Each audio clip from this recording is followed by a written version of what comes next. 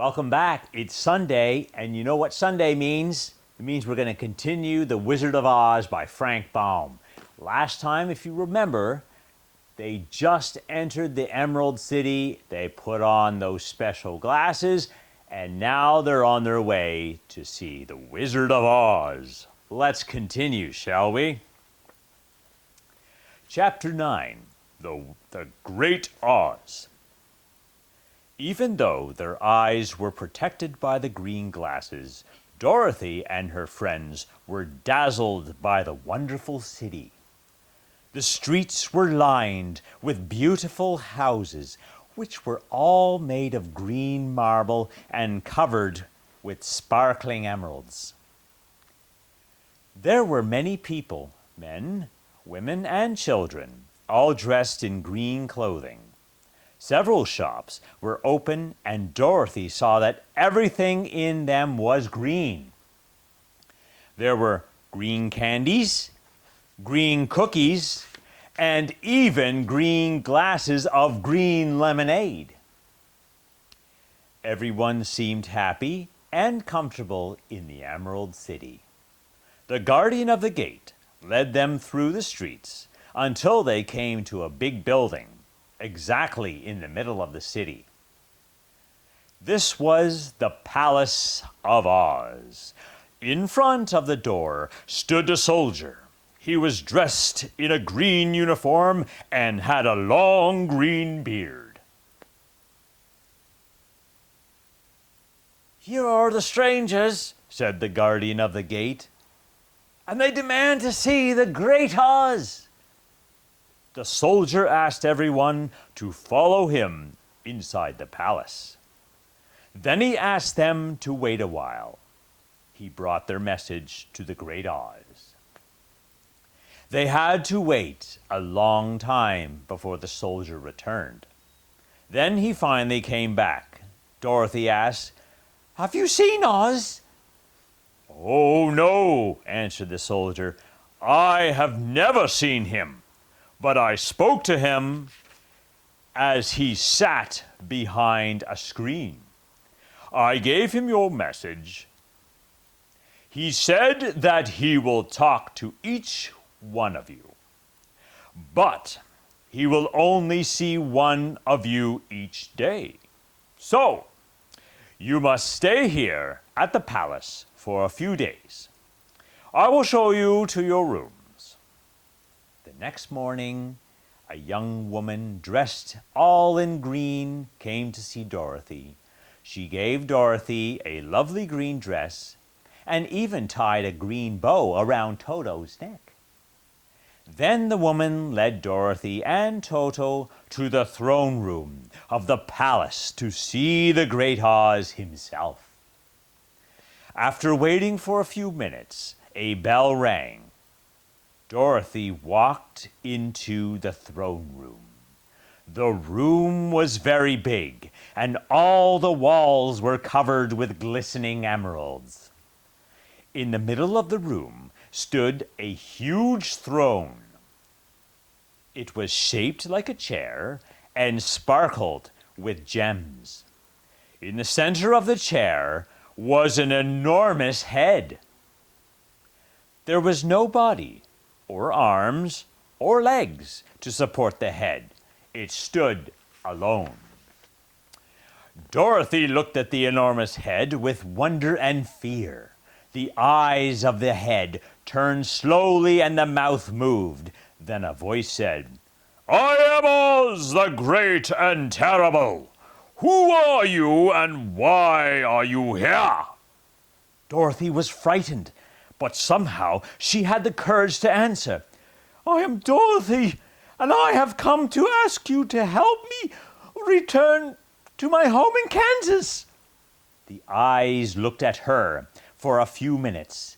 Then the voice said, "Where did you get those silver slippers? And what is that mark on your forehead?" Dorothy explained that the shoes had belonged to the Wicked Witch of the East, and that the mark on her forehead was the magical kiss of the Good Witch of the North.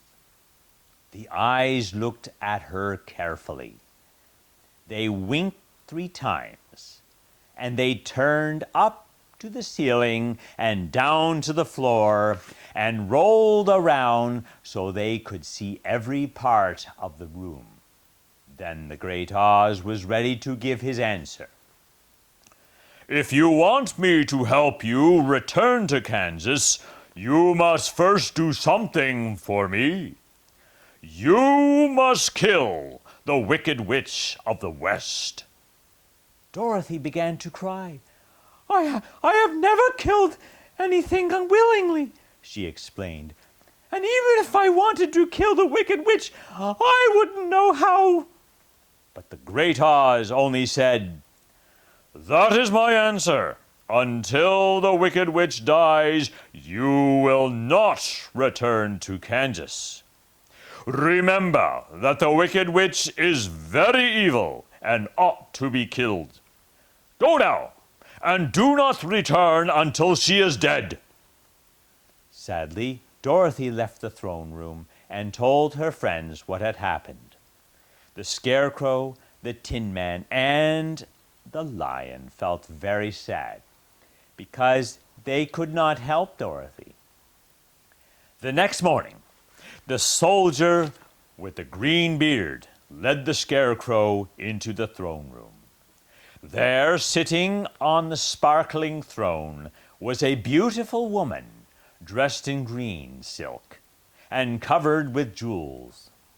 Large green wings grew from her shoulders. The Scarecrow bowed, and the beautiful woman said, I am the great Oz. Who are you, and what do you want? The Scarecrow was very surprised.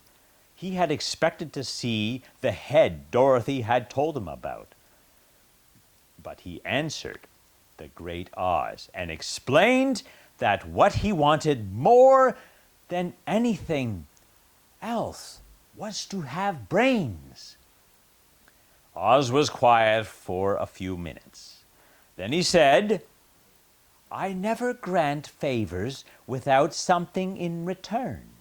If you will kill the Wicked Witch of the West, I will give you the best brains in the land, and you will be the wisest man there is. The Scarecrow was confused. But you asked Dorothy to kill the Wicked Witch of the West, he said. So I did, answered Oz.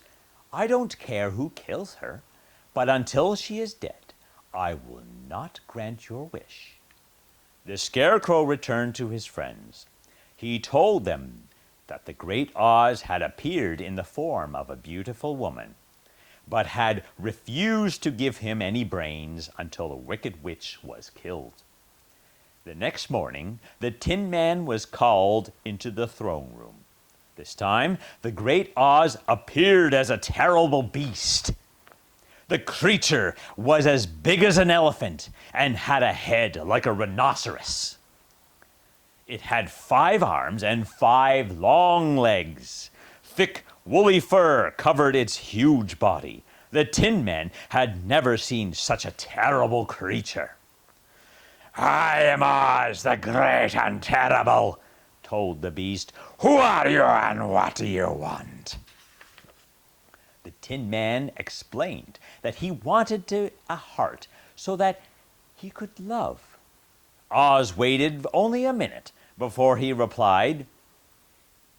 He explained to the Tin Man that he would receive a wonderful heart only if he helped Dorothy and the Scarecrow kill the Wicked Witch of the West. The Tin Man bowed his head and slowly left the throne room. When he returned to his friends, he sadly told them what Oz had said. The next morning, it was the Lion's turn to talk to the great Oz. When he entered the throne room, he expected to see the great head, or the beautiful woman, or the hideous beast. But the Lion saw none of these. Instead, to his surprise, he saw a great ball of fire. The ball of fire was so fierce and glowing that he could hardly look at it.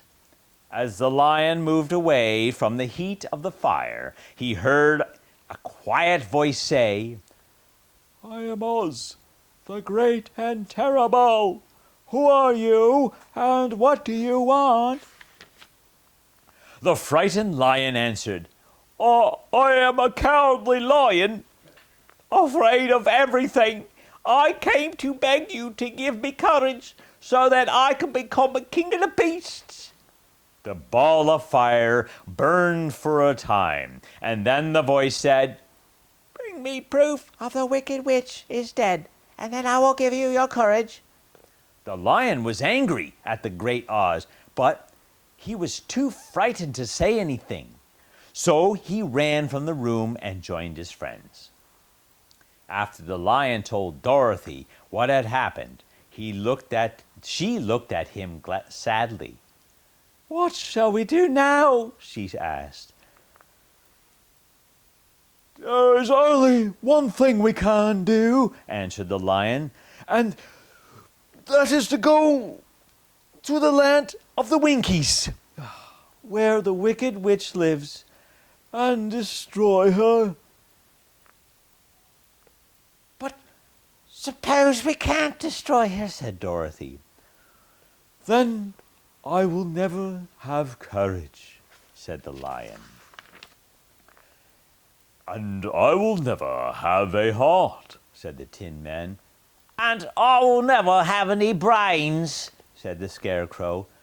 "And I will never see Aunt Em and Uncle Henry," cried Dorothy. The four friends thought for a long time. "I suppose we must try it, but I am sure I do not want to kill anybody, even to see Aunt Em again," said Dorothy.